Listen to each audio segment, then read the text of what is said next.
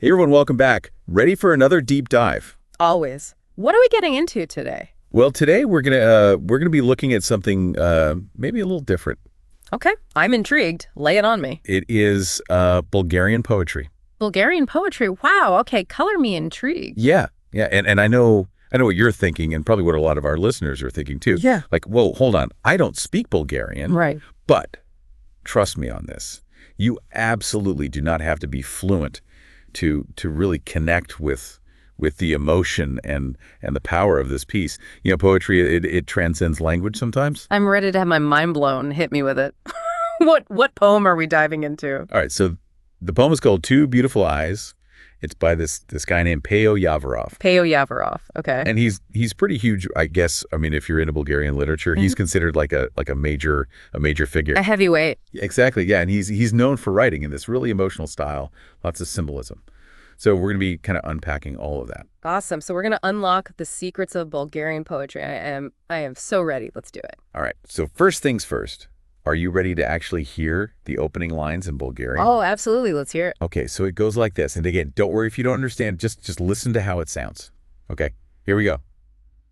Уижаки исуя фиванки йокупи. So what'd you think?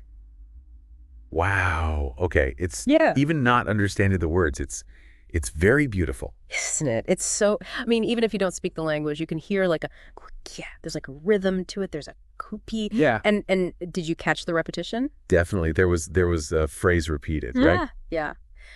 Kuti etio, utio, it's bin. It means two beautiful eyes. Two beautiful eyes. Okay, I like it already. Right. And that phrase right there, that's like the heart of the whole poem. Everything kind of revolves around those two beautiful eyes. All right, so we've got beautiful eyes. Sounds lovely so far. What's the deeper meaning here? You know, you mentioned symbolism. What's going on? Okay, so this is where it gets really interesting. Because, you know, Yavorov isn't like just talking about, you know, someone with pretty eyes. Like it's deeper than that. Right. And I think you could probably, even with my horrible Bulgarian accent, you can probably hear the sort of longing and the emotion in those lines. Yeah, definitely. So it's almost like he's trying to capture something really fragile and precious. Okay, so tell me more about that. What is he getting at here? Well, it's like he sees these eyes and he's just completely captivated by the innocence that he sees in them. Yeah. You know, like the kind of like pure untouched beauty that you only really see, I don't know, maybe in a child's eyes. Oh, yeah, I get that. Like the world hasn't sort of jaded them yet. Exactly, yeah. They haven't been like, you know, exposed to all the harshness and like the bad stuff that life throws at you, right? So it's that kind of like pure innocent beauty that he's drawn to. Okay, but there's got to be more to it, right? Because I feel like you were hinting that there's kind of this darkness or something lurking beneath the surface. Yeah, there totally is. I mean, think about it, right? Like no one stays innocent forever.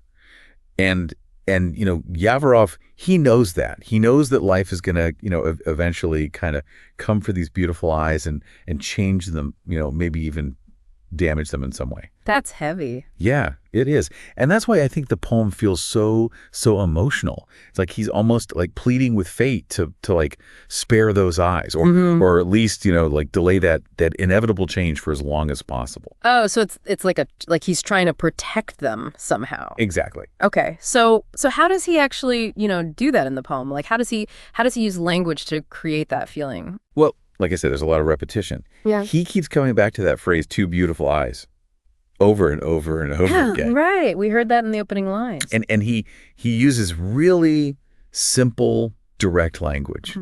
It's not fancy or like, you know, overly complicated. It's almost like a prayer. Oh, okay. You know, or a mantra. Like he's pouring out his heart, you know, in these very simple but powerful words. And you're saying that simplicity actually adds to the power. Totally. It's like he's not trying to hide behind fancy metaphors or anything. He's just being completely direct, completely honest about how he feels. I mean, I get it. Like sometimes the most powerful things are, you know, the most simple. Yeah, exactly. And even if you don't understand every single word of Bulgarian. Like you can still feel that weight, the weight of his words, the emotion behind them. Yeah, no, that definitely came through. Even into the first couple lines that we heard. There's Yeah. a very, very powerful. Okay, so I have to ask, we keep talking about these eyes, right? But he uses other imagery too, right, to kind of describe them. Oh yeah, for sure. Fill me in. What else is going on in the poem? So he describes the eyes with these really beautiful, evocative words. Like there's this one line, and I'll butcher the pronunciation, but it's something like "ishku," which means music rays. Music rays. What? Right. It's like, come on, it's beautiful. Okay, so he's got the repetition, the simple language, and then these really sort of vivid descriptions. Yeah, yeah. And it all builds this picture of these eyes as like this source of light, of beauty, of music. Okay, I see what I mean about like not even needing the translation to kind of grasp what he's going for. Exactly. It goes beyond language. Yeah, dig it. But there is another layer to all this. There's this other image that he uses that really adds to the complexity of the whole thing. Intriguing. What is it? He talks about a veil, specifically a veil of shame and sin. Whoa, hold on. Okay, that took a turn. Yeah, right. So we went from beautiful eyes and music and light to a veil of shame and sin. That's a pretty stark contrast. Totally. And it's like that veil is almost this threat. Like it's hanging over these beautiful eyes, and it's threatening to cover them up, to extinguish that light. Oh, I see. Okay, so it's like the symbol of the darkness of the world that's sort of encroaching on that innocence that he was talking about before. Exactly. And it makes you think, right? Like what does that veil represent? And is Yavorov just like, talking about the world in general, or could it be something more personal? Ooh, I like where you're going with this. So what do you think? What could that veil represent? Well, we were talking about how Yavorov is known for his emotional intensity and how he often uses symbolism in his writing. Right. So you got to wonder, right? Like, could this veil be a way for him to kind of project his own struggles, and maybe his own anxieties and fears onto those eyes? Yeah. Makes you think. Especially knowing that he was known for, being a bit of a kind of a troubled guy in a way. Like he had his own demons, right? Yeah, he totally did. I mean, he's kind of a tragic figure in a lot of ways. Right. And he was really critical of societal norms, and he struggled with depression and just all sorts of really intense, heavy stuff. So it makes sense that those themes would make their way into his poetry. Absolutely. Okay, that makes total sense.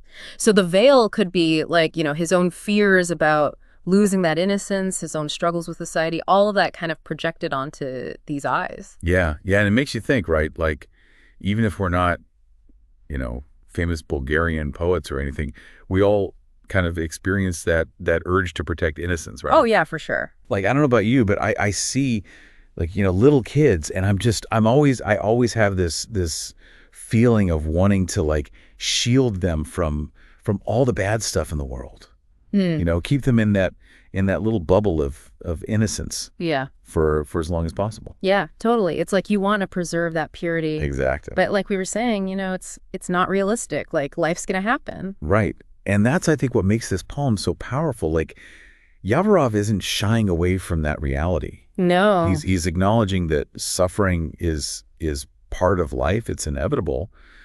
But at the same time, he's pleading for it to be delayed. It's a powerful tension. It is. Like acknowledging the darkness, but still fighting for the light. Yeah, exactly. I dig it. So even though, we've only scratched the surface here, I think it's pretty amazing how much we can like pull out of just this one little poem, Totally. And in a language most of us don't even understand. Right. It just goes to show you how powerful poetry can be, how it can, transcend those language barriers and really connect with us on like a human level. It's all about the emotion, man, the universality of these experiences. Yeah. And I think Yavorov really does that beautifully here. I mean, he challenges us to think about these big ideas, right? Innocence, experience, beauty, the inevitability of suffering, and he makes us feel it all too. Yeah. So what have we learned today? I think the big takeaway is that beauty is precious. Yeah. Innocence is precious, and we got to cherish it, hold on to it for as long as we can, because like those eyes, it's fragile, it's fleeting. I love that. That's a beautiful thought to end on. So I'm gonna leave you guys with this question. What images, what experiences in your own life evoke that same feeling, that same sense of beauty and fragility? Hold on to those. Hold on to those moments. And thanks for joining us for another deep dive. Thanks, everyone. Until next time.